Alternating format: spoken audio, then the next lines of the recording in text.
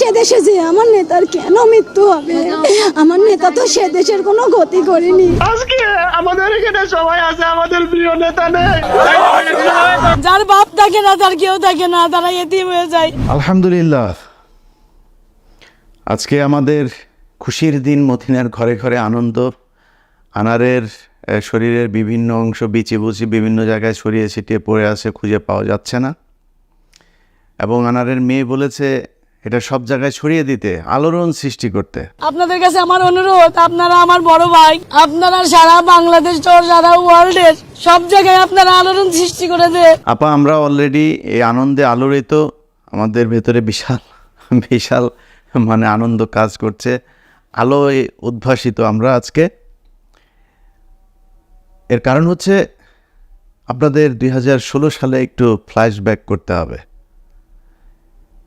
অল্প অল্প মনে আছে কথাটা, যে ছেলেটার নাম সম্ভবত সোহান, একজন শিবিরের কর্মী ছিল। তার মার কথাটুকু আমার এখনো মাঝে মধ্যে মনে হয়। তার মা বলেছিল যে আমার বাবুটারে মাইরেই যেহেতু ফেলবা, তো চোখটা উপড়ায় দিলে কেন? কান্না করতে করতে এই কথাগুলো বলেছিল। তো আমি ওই এটা খুঁজছিলাম, কিছু খুঁজে পাচ্ছি না সেই বক্তব্যটা। যাই হোক, সেটার বদলা আজকে 15ই আগস্টের কথা মনে আছে? 15ই আগস্টে আমরা তো দেখি নাই, যারা যারা দেখেছেন তারা খুব ভালো করে জানেন। সারা দেশের মানুষ এমনি এমনি মিষ্টি বিতরণ করে নাই। বাংলাদেশের মানুষ এত ক্রুয়েল না, এত অমানুষ না, এত অকৃতজ্ঞ না। এই দেশের মানুষ কৃতজ্ঞতা বোধ তাদের ভেতরে আছে। জিয়াউর রহমান মারা গিয়েছে একইভাবে। জিয়াউর রহমান মারা যাওয়ার পরে মানুষ এইভাবে উল্লাস করে নাই। লক্ষ লক্ষ মানুষ রাস্তায় নেমে এসেছে। কেউ ক্ষমতা নেয়ার জন্য আসে নাই। সেই বিএনপি সরকারই ক্ষমতা কন্টিনিউ করেছে, পরবর্তীতে গিয়ে এরশাদ এসেছে। কিন্তু বাংলাদেশের মানুষ কিন্তু তাদের সেই কৃতজ্ঞতা বোধটা সেদিন দেখিয়েছে, শ্রদ্ধাবোধ দেখিয়েছে, কিন্তু 15ই আগস্টে সেটা দেখায় নাই। এর পেছনে কারণ আছে। আজকে যেই আনোয়ারুল আজিম আনার হত্যাকাণ্ডের শিকার হয়েছে, তার ব্যাপারে তো কষ্ট পাওয়ার কিছু নাই, আমরা কষ্ট পাবো না। আপনি আমার যদি এখন মনে করেন যে ভাই আপনি একটা মানুষ মারা গিয়েছে, মারা গেলেই যদি কারোরে নিয়ে কিছু বলা না যায়, তাহলে ফেরাউনরে নিয়ে আল্লাহ নিজে কথা বলতেন না। কোরআনের মতো জায়গায় ফেরাউনকে নিয়ে কথা আছে। সো তাদেরকে নিয়ে কথা বলা যাবে না এরকম না। তাদের এই করুণ পরিণতিতে পৈশাচিক আনন্দ বোধ করতে হবে। আমি যেদিন মারা যাব, আমার যেদিন কোনো ক্ষতি হবে, আমারে নিয়ে কিছু মানুষের আনন্দ পাইতে হবে। তাইলে আমি বুঝবো যে ইয়েস, আমি এক পক্ষের থেকে আলাদা। সেই পক্ষটা কারা, সেটা ভালো না খারাপ, সেটা জাজ করবে আল্লাহ। কিন্তু আমি চাই আমার মৃত্যুর দিনও কিছু মানুষ উল্লাস করবে, মিষ্টি বিতরণ করবে, ফেসবুকে হাহা রিয়েক্ট দিবে। আমি চাই সেটা।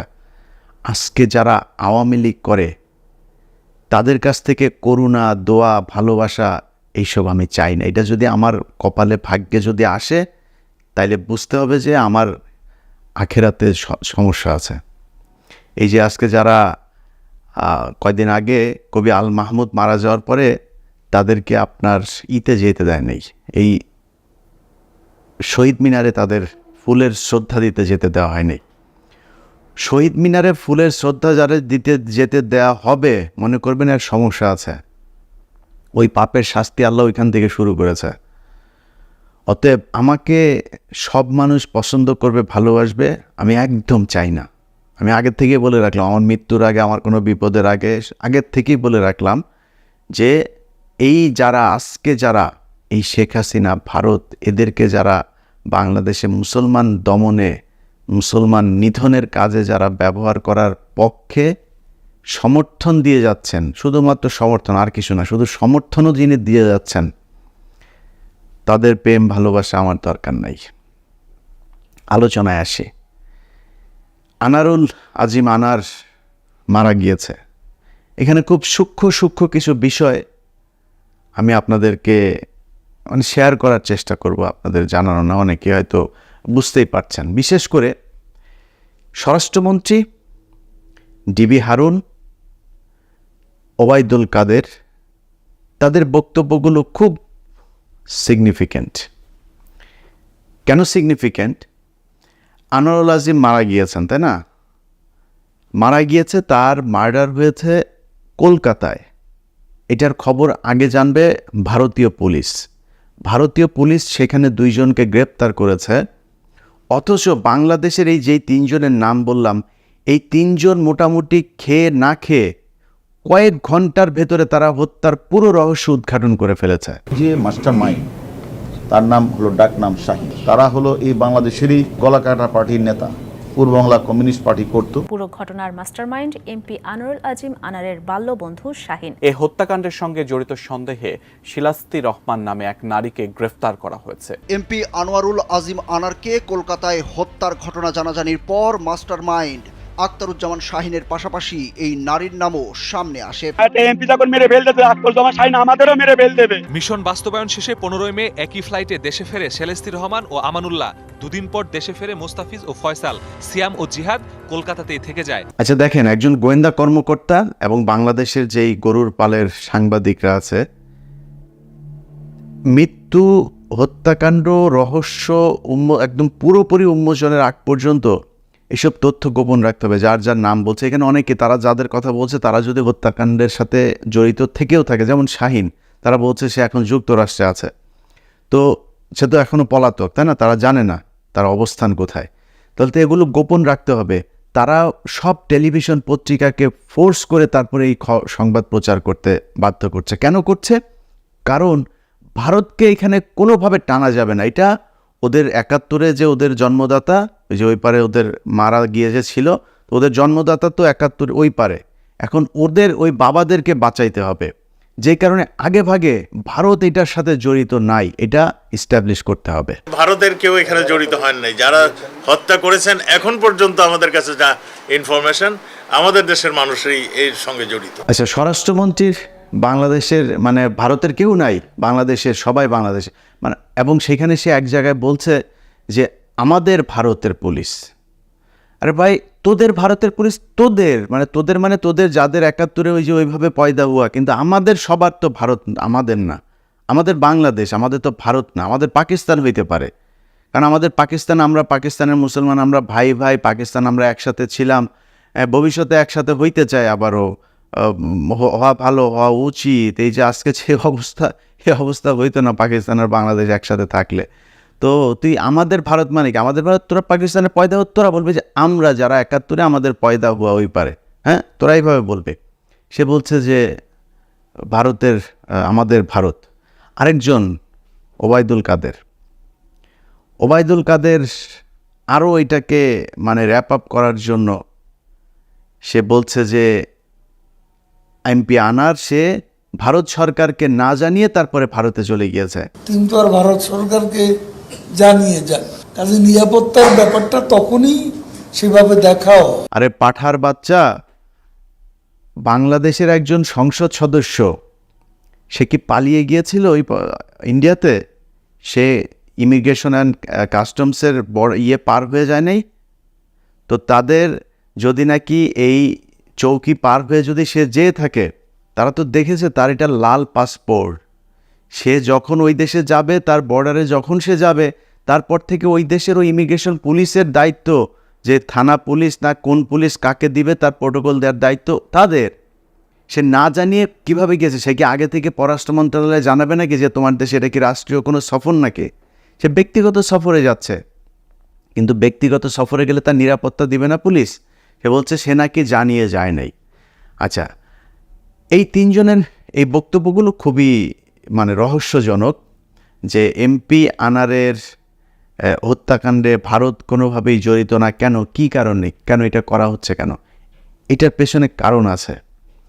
এমপি আনার হত্যাকাণ্ডের পর এখন বের হচ্ছে যে সে একজন গোল্ড স্মাগলার, সে আগে একজন খুনি ছিল, ভাড়াটে খুনি ছিল, এবং তার হাতে প্রায় 17-18 জন মানুষ খুন হয়েছে।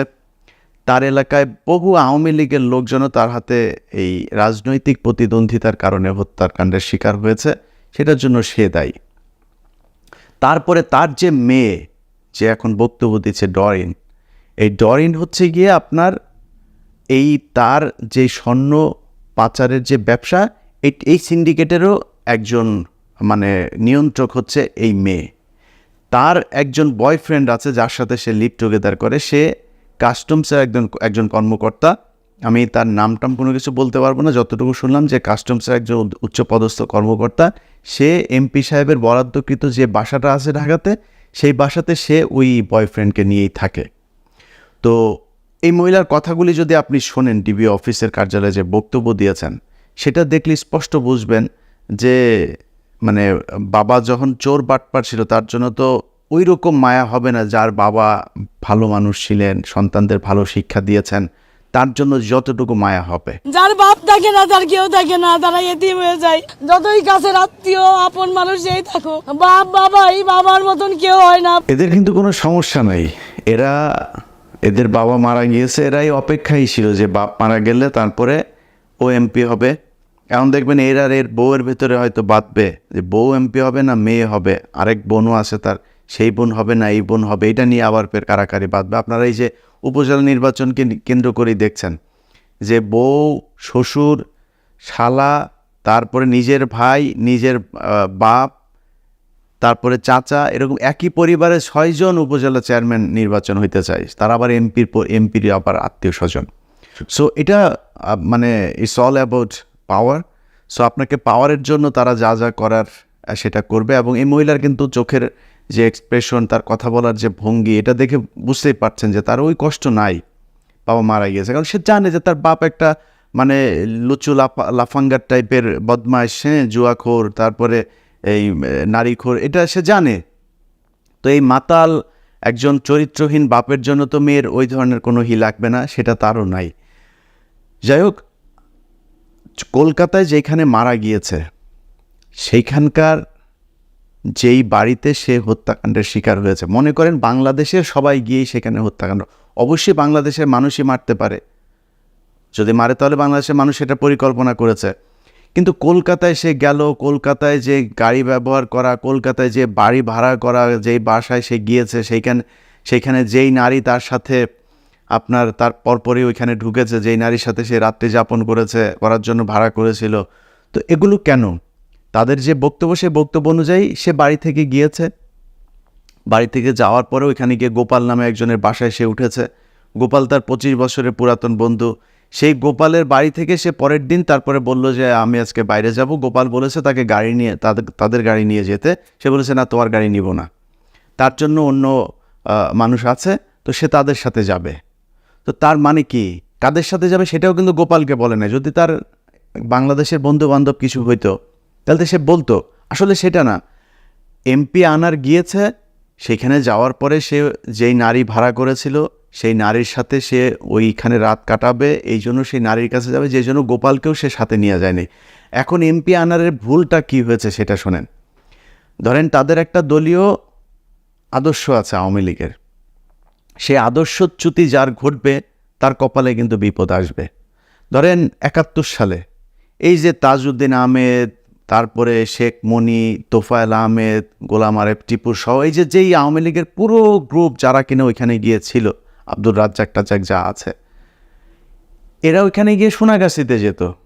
সবাই জানে যে এটা সোনাগাছি ওই সময় খুব মানে জমজমাট ব্যবসা করতো, কারণ বাংলাদেশের আওয়ামী লীগ নেতারা সব ওইখানে টাকা পয়সা নিয়ে যায়, থাকতো আরামে মজায় মজায়। তারা ওইখানে সোনাগাছিতে প্রতিদিন নতুন নতুন নারীদের সাথে তারা শারীরিক সম্পর্ক করতো।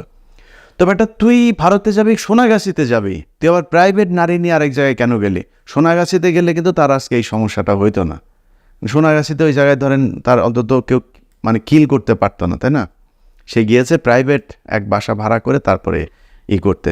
যাই হোক, কথা হলো সেই বাসাটা ভাড়া করে সেই বাসায় গেল, নিশ্চয়ই সেই বাসাটার হয় মালিক বা ওই বাসার ভাড়াটিয়া বা ওই বাসার কেয়ারটেকার কারো না কারোর সাথে তো একটা মানে করে সমঝোতা করে তারপরে সেখানে গিয়েছে, তাই না?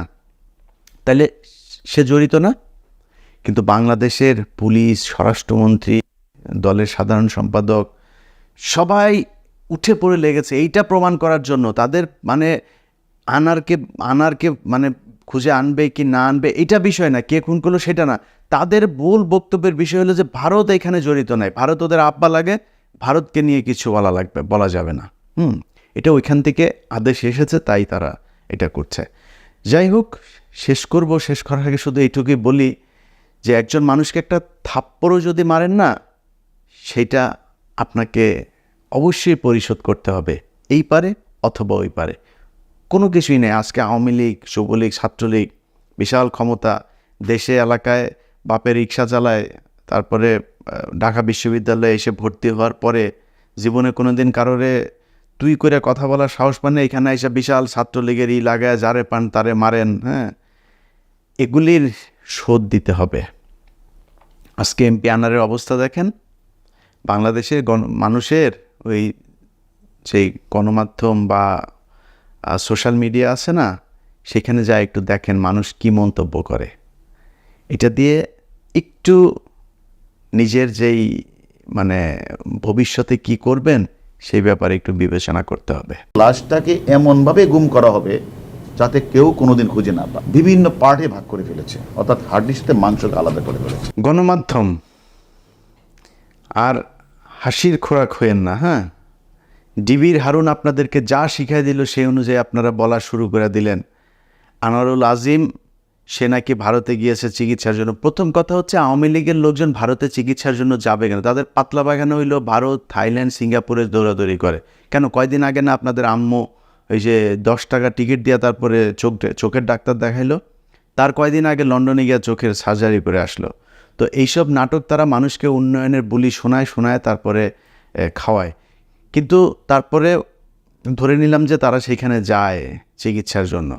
দেখেন, চিকিৎসার জন্য আনোয়ারুল আজিম এবার ইন্ডিয়াতে যায় নাই, সে গিয়েছিল মূলত তার এই স্বর্ণের এই মানে সিন্ডিকেটের সাথে কথাবার্তা বলতে, এবং 2 দিন নারীদের সাথে একটু ফুর্তি মত্ত জুয়া টুয়া খেলতে গিয়েছিল। সিসিটিভি পরীক্ষা করে দেখা গেছে তার ফ্ল্যাটে একজন মহিলা এবং 2জন পুরুষ এসেছেন, ফ্ল্যাট থেকে 2-2.5 ঘন্টা পর আবার সেখান থেকে বেরিয়ে গেছেন। আজ পর্যন্ত যতগুলো গণমাধ্যমে নিউজ আসলো সব নিউজে বলছে সে চিকিৎসার জন্য গিয়েছিল।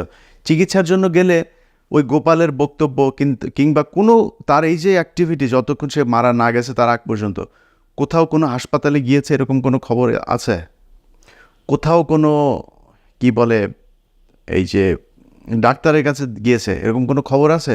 বরং মদের আসরে যে ছিল সেই খবর কলকাতার পত্রিকা প্রকাশ করে, কলকাতার এই টেলিভিশন প্রকাশ করেছে। একটা মদ্যপানের আসর, সেই আসরেই মাথায় কোনো ভারী বস্তু দিয়ে প্রথম আঘাত করা হয় এবং দেহ টুকরো টুকরো করার পর সেটা ফ্রিজে রাখা হয়েছিল। যাই হোক, আমরা এই গণমাধ্যম, ডিবি, স্বরাষ্ট্রমন্ত্রী কিংবা ওবায়দুল কাদের এরা কে কি বলছে এগুলো বাংলাদেশের মানুষ বিশ্বাস করে না। আমি আপনাদেরকে খালি এইটুক তথ্য দেওয়ার জন্যই আজকের এই ভিডিওটা তৈরি করলাম, যে তারা যাদের কথাই বলুক এই খুন করেছে, আমি চিনি না যে শাহিনকে যার কথা বলেছে, কমিউনিস্ট পার্টির একজনের নেতার কথা বলেছে, এরা কে আমি জানি না। এদের কাছ থেকে এখন ডিবি কারি কিছু টাকা পয়সা নেবে এবং ভারতকে বাঁচানোর জন্য ডিবিকে দায়িত্ব দিয়ে দেওয়া হয়েছে যে তুমি এটা করো, শুধু ভারতকে টেনো না, তাইলেই হবে বাবা, যা পারো করো। তো ডিবি হারুনের এখানে মনে করেন শখানেক কোটি টাকার একটা ডিল হবে, ইনকাম হবে, আর কিছু নিরীহ লোকজনকে সে এখানে ফাঁসায় বক্তব্য নিয়ে তারপরে একটা মিডিয়া ট্রায়ালের মাধ্যমে বিচারের হয়তো রায়টায় কিছু একটা দিয়ে দিতে পারে। তো এইটা এই কনফিউশনটা ঢোকানোর জন্যই আপনাদেরকে করলাম। আমরা আমেরিকাতে বসে সব বিষয় নিয়ে তদন্ত করার, অনুসন্ধান করার মতো ক্ষমতা, ওই সুযোগও আমাদের নাই, যে কারণে এই পর্যন্ত বলি আজকে শেষ করছি। আল্লাহ হাফেজ।